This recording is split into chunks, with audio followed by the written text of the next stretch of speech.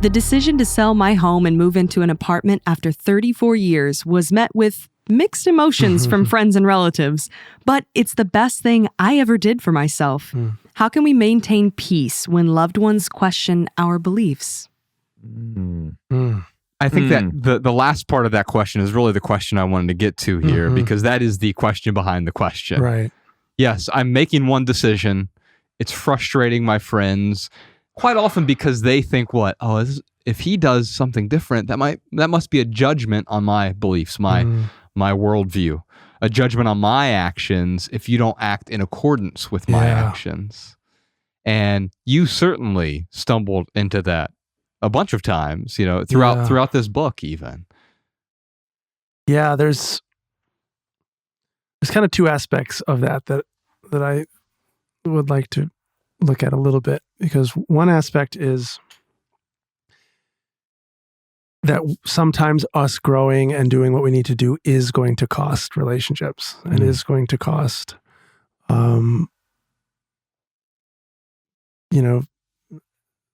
approval. Some people aren't going to approve. Right. And that's when we have to weigh, like, how important is this, maybe we have a conversation about the aliens and I'm like, that seems true. Yeah. How important is that I need to broadcast that? I'm going to change my whole podcast about that now. I'm going to tell all my family about this, and now it's becoming an identity thing. How important are are there parts of my growth and evolution that can just be for me and I don't have to get other people on board with it? Yeah. So there's that aspect of it. But there's another aspect that I've been discovering more and more, which is that the thing that we're afraid of, being rejected or shamed or heretical and to your world, the less shame that I carry about that myself, the less problem I have with it, it doesn't last long for the other person, I found, usually. It's like, it kind of reminds me, I have this friend who was going through a really hard time a few years ago, and she's a celebrity, and she was going through she was just totally offline, just totally in her own world because she was going through all this stuff.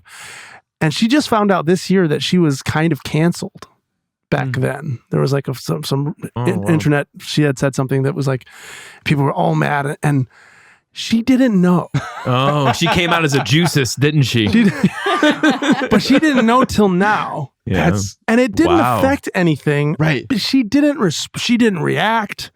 She wasn't like, but this is what I'm defending my position. She didn't get in a fight, and it didn't affect. She just I got canceled and I never knew. Yes. And there's something about that energy that I think I can't believe you're selling your house and your apartment. You're like, yeah, isn't that wild? And if you don't own the shame, if you don't carry the shame yourself, it's like they don't have anything to lock onto sometimes. Yes. It's it's just kind of, you become a smooth surface and they're clawing at it and just Yeah. I don't think that's a good idea. Right. And then it's done. Yeah. And do you want to go get some coffee? Or, it's just right, can we go get coffee now? If you don't let them, if it doesn't come from you, there's no resonance. There's no sticking point. Yeah. We had porn star Lisa Ann on the podcast, and it was the week after we had Erwin McManus on the podcast. Wow, that's awesome. And they actually talked about a lot of similar things, and you're sort of you're the confluence of the two. The best. You're like that should be my bio. My bio should be a cross between Erwin McManus and, what was her name? Lisa Ann. Lisa Ann. What was her name? What? Wink, wink. Yeah, I don't know. I've never seen it either. Anyway, there was a question that came up from an audience member, and they said, they're asking about dealing with shame, and she goes, well, I don't have to deal with my shame. The biggest thing is I have to deal with a lot of other people's shame. Yeah. The shame they try to hurl onto me based on their own judgments, expectations, beliefs, worldviews, opinions. Projections. Yes. Ooh. Yeah, it's almost like they look at Donna here and they're like, well, Donna's happy with what she did, but I can never do that. And if I if I could do that, then they lose their identity that they're wrapped up in. So then they hurl their shame at Donna to be like, you're crazy for doing this, because I think it's crazy if I ever did that. Yeah, it's easier said than done to let go of shame, but yeah, especially maybe it's a little bit easier when Donna realizes that it's not the shame she has to let go of as much as when someone hurls their shame at her, she doesn't have to catch it. Yeah. And it plays out in ways practically where it's like, if I feel shame that I take that shame on, or I've let that projected shame cause my shame to project back at them, then I keep wanting to bring it up and talk about it and get them to agree. And like, I keep talking to my dad about, he's got to see things my way, or and sometimes there's a shame fuel under that, because it's like, I'm not okay having any dissonance or disagreement.